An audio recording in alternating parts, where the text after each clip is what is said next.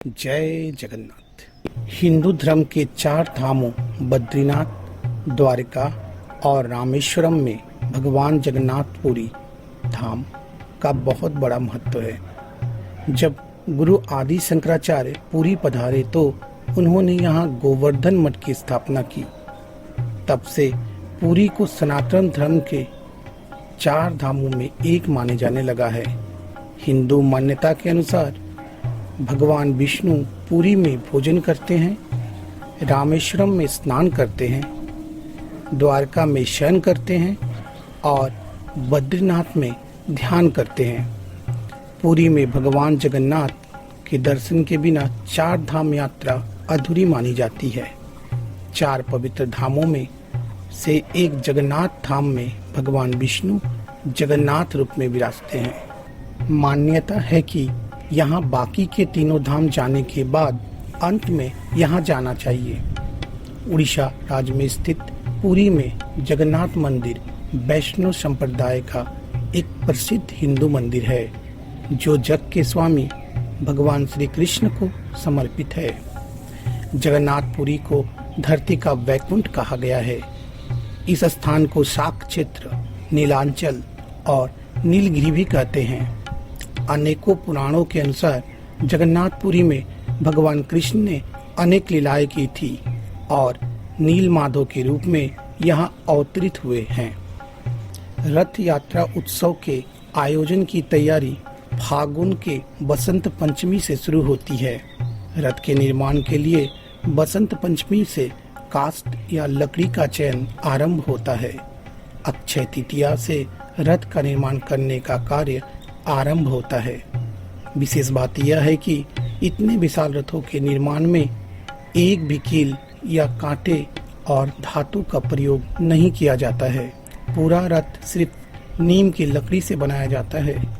नीम पेड़ को आम भाषा में दारू के नाम से पुकारा जाता है। श्री जगन्नाथ के रथ को गरुड़ ध्वज कहते हैं। यह 45 फीट ऊंचा होता है। इसमें 16 पहिए होते हैं, जिसका व्यास 7 फीट का होता है। पूरे रथ को लाल और पीले कपड़े से सजाया जाता है। इस रथ की रक्षा करुण करता है। इस रथ को दारुका चलाता है।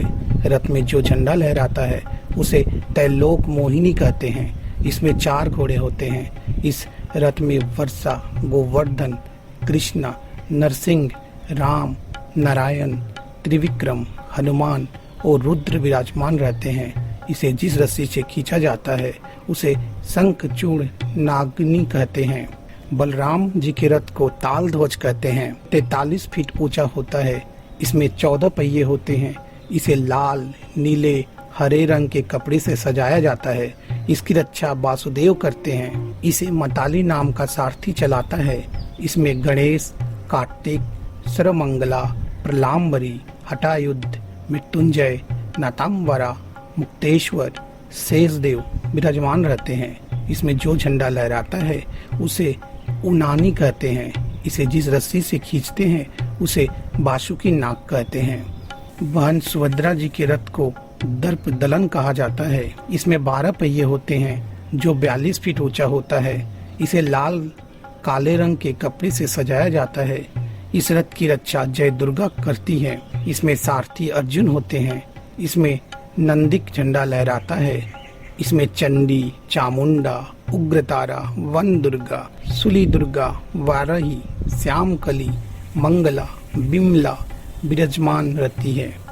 इसे जिस रस्सी से खींचते हैं उसे स्वर्ण चुंडक नागिनी कहते हैं। श्री जगन्नाथ जी के प्रसाद को महाप्रसाद माना जाता है, जबकि अन्य तीर्थों के प्रसाद को सामान्य प्रसाद ही कहा जाता है।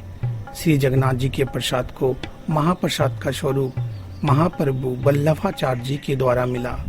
कहते हैं कि महाप्रभु वल्लभाचार्य की निष्ठा की परीक्षा लेने के लिए उनके एकादशी व्रत के दिन पुरी पहुंचने पर मंदिर में ही किसी ने प्रसाद दे दिया। महाप्रभु ने प्रसाद हाथ में लेकर स्तवन करते हुए दिन के बाद रात्रि भी बिता दी। अगले दिन द्वादशी को स्तवन की समाप्ति पर उस प्रसाद को ग्रहण किया और उस प्रसाद को महाप्रसाद का गौरव प्राप्त हुआ। नारियल, लाई, गजामुन और मालपुआ का प्रसाद विशेष रूप से इस दिन मिलता है। गुंडीचा माता मंदिर रथ यात्रा से एक दिन पहले भगवान जगन्नाथ के विश्राम के लिए साफ किया जाता है। मंदिर की सफाई के अनुष्ठान को गुंडीचा माजन के नाम से जाना जाता है तथा मंदिर की सफाई के लिए जल इंद्र एवं सरोवर से लाया जाता है। रथ यात्रा तथा बहुधा यात्रा से भी पहले हमें एक और रोचक यात्रा के बारे में जानना चाहिए। जगन्नाथ रथ यात्रा की अनुष्ठान की तैयारियां रथ यात्रा के दिन से बहुत पहले से प्रारंभ हो जाया करती है। रथ यात्रा से लगभग 18 दिन पहले भगवान जगन्नाथ, उनके भाई बलभद्र और उनकी बहन देवी सुभद्रा को औपचारिक जल स्नान कराया जाता है, जिसे स्नान यात्रा के नाम से जाना जाता है। स्नान यात्रा के दिन भगवान को जगन्नाथ मंदिर के उत्तरी कुएं से खींचे गए शुद्ध जल के 108 बर्तनों से स्नान कराया जाता है। ठंडे जल से स्नान के उपरांत भगवान बीमार पड़ जाते हैं और 15 दिनों तक भक्तों को भी दर्शन नहीं देते हैं। इस अवधि को अनासारा के रूप में जाना जाता है। 15 दिनों के बाद भगवान वापस लौट कर आते हैं और भक्तों को दर्शन देते हैं। भगवान के इन दर्शन को नव यवन दर्शन तथा नेत्रोत्सव कहा जाता है तथा नेत्रोत्सव के अगले ही दिन भव्य जगन्नाथ रथ यात्रा उत्सव मनाया जाता है।